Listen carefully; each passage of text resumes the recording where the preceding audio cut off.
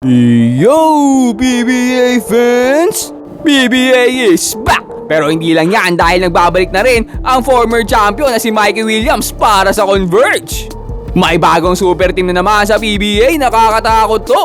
Ang lakas ng mga players, nilampaso ang guest team. Pag-usapan natin yan, kaya wag na natin patagalin pa.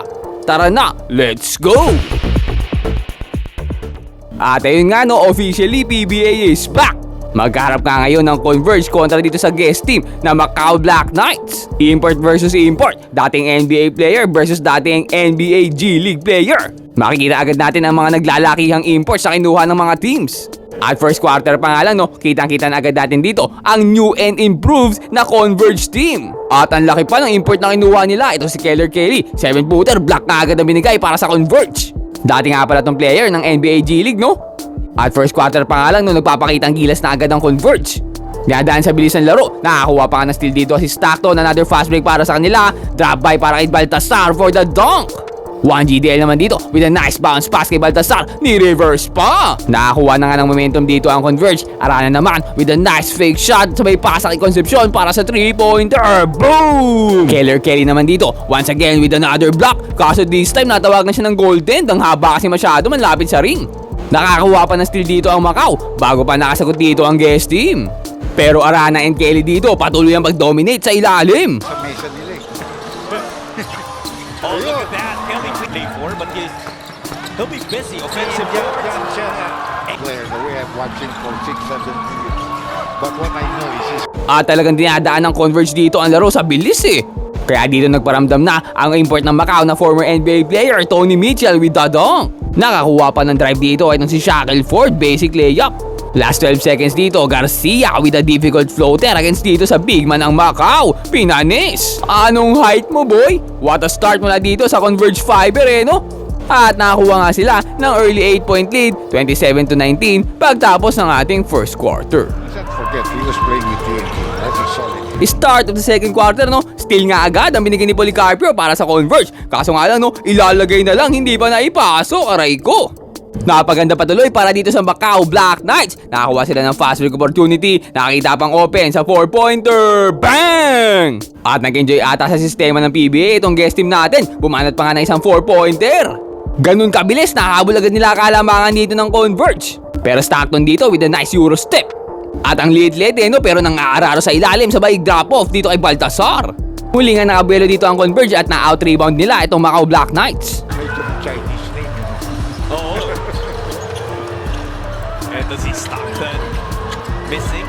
Policarpio has been busy on the glass and look at him. Kaya kung nadadali sila inside, babanat naman sila from the outside. Ito nga nagsimula na ang mainit na shooting ng Macau. Nasa palpal pa nga dito si 1 GDL at nakakuha ng fast break ang Black Knights. They're also penetrating and shooting 3-point shots. 3-point pa rin naman ang kalamangan dito ng Converge no, kaso itong si Lau itatablan na nga ang laro. Buti na lang nakabawi agad dito si Stockton ng kanyang back-to-back baskets. Sending it out. Stockton attacking the closeout. Couple of pump fakes. Aangat. Taplan na tayo bigla 38 all. There's Stockton and Nakakuha pa ng lucky bounce from the 3-point line itong si Policarpio. Pero anong 3 points? Amin 4 points. Leong na naman, another 4-pointer para sa Macau. At nagsimula na nga siyang to-makeover dito para sa Macau. Attacking. Gets past Bounty. Kick out Shackelford. That's a 3. Bilis kumilos nito ni Chongqui. Shackelford out the line. Shoots over Baltasar. Could not get it in. But look at Shackelford. Sent it out to Leong. A 3. At nabaliktad na nga dito ang laro, nakuha na ng Macau ang kalamangan, 53-49 pagtapos ng ating first half. At para sa ating halftime report no, itong si Jenning Leong nakakuha na agad ng 16 points. Hindi mapigilan ang kanyang outside shooting eh. Niluluto ang Converge sa ating first half. Mali na yung basketball para dito sa Macau. At hindi pa nga tapos si Leong dito, start pa lang ng third quarter, nakakuha na agad ng drive against sa mga big man. What a move, ang ganda pa ng behind the back pass dito para kay Tony Mitchell. At grabe ito si Mitchell, tinago pa nga ang bola sa ere, nagkape pa. Pinanis ang 7-footer na import ng Converge at dito nga no, parang sinasapian pa. Tuwang-tuwa yarn. Pero ito nga no, nakakuha pa nga siya dito ng 4-pointer. Naku po, ito na ang Macau. Umabot na ng 11 kalamangan nila pero Policarpio naman answers with a 3. Nakakuha pa ng steal dito si Stockton. Another fast break para sa Converge. Nagmamadali na. Ang ganang pasa mula kay Policarpio para sa finish.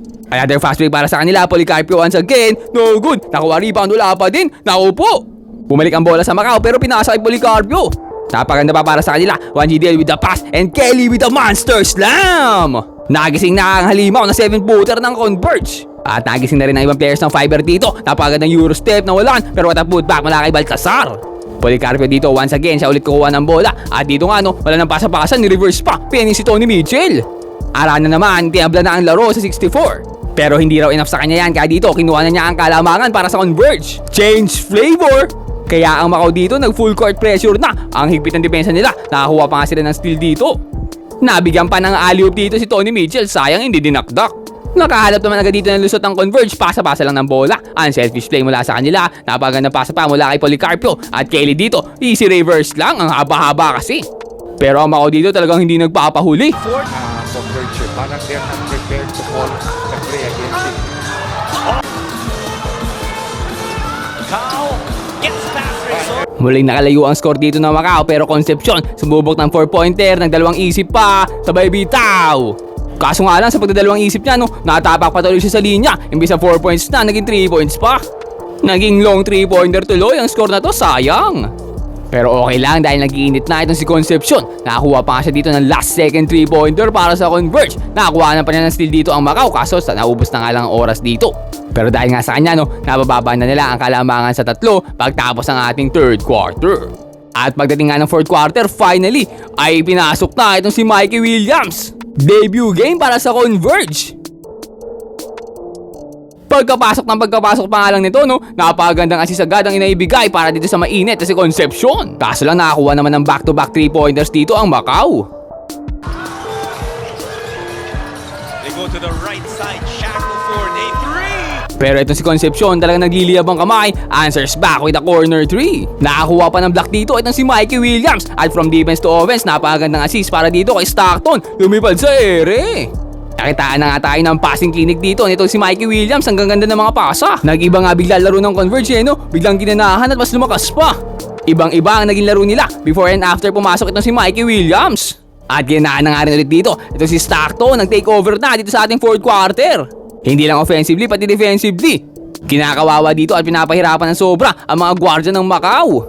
Ay na ata silang pahawakin ng bola Sunod-sunod na steals nga binitawan nito At ang sneaky steal na to nga ang magsesecure na ng panalo para dito sa Converge. What a great game para sa ating first game dito sa PBA. Ngayon pa nga lang kitang-kita na natin agad ang napakalaking potensyal ng Converge. Napakalakas partida, wala pa nga si The Beast, Calvin Abueva. Pero sa kabila ng mga stars dito sa Converge, ang ating best player of the game sa larong to ay walang iba kundi itong si Alex Stockton. Para ba naman nagkakape sa ere o nag-acrobatics? Nakakuha nga siya dito ng 18 points, 3 rebounds, 3 assists at 6 steals pa. Grabe, mamaw ka boss. Dahil nga dyan nakakuha ng Converge dito ang kanilang first win para sa ating Commissioner's Cup sa score na 102-94. Magandang first game para sa kanilang bagong roster. Pero kayo, ano sa tingin nyo? Tingin nyo ba malaki potential na mag-champion ng team na to? Comment down below and mag-subscribe ka na rin sa ating channel para lagi kang updated sa mga latest PBA happenings. Ayun lang for today. Peace out and God bless.